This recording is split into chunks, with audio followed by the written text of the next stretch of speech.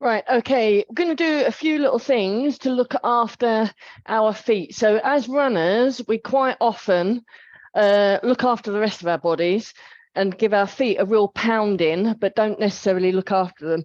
So the first thing I'm going to remind people to do is make sure you cut your toenails to the correct length regularly and keep a check on them. And if in doubt, go and see a podiatrist to get your feet sorted if you've got particular issues. But these few things will help keep your feet in good order.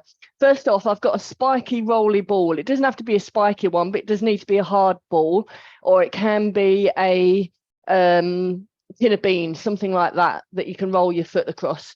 So you can either sit down and do this or stand up, but rolling your foot across something like this just helps release tension in the bottom of your foot and the fascia that lines the muscle as well. So spending a couple of minutes doing that, you can roll it around. Those hard sort of dog balls that you can get are a really good version of that. But as I said, any tin from your cupboard will do the trick, but a ball is a better shape for it.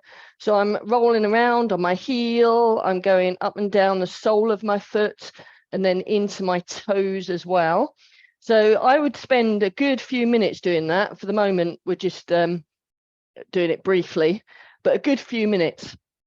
With this particular version as well, depending on your physiology, sometimes this can help release your hamstrings. So if you've got tight hamstrings, rolling down the bottom of your feet can release that for quite a few people. So it's worth remembering that if you've got hamstring issues as well. Right, so that's first thing. In fact, the first thing was cut your toes and keep them, no, cut your toenails and keep them in good order. The second is rolling and releasing the fascia tendon. Right, okay.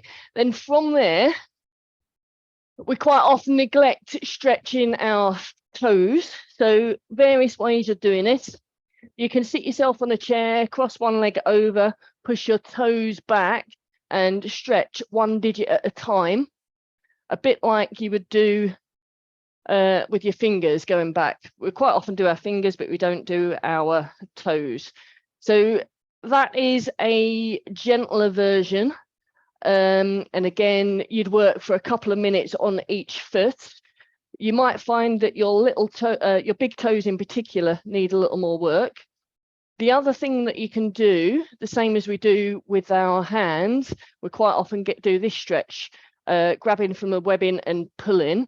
You can do that with your foot as well. So you grab from the webbing down the bottom, gently pull, and it's a little bit of traction through each toe.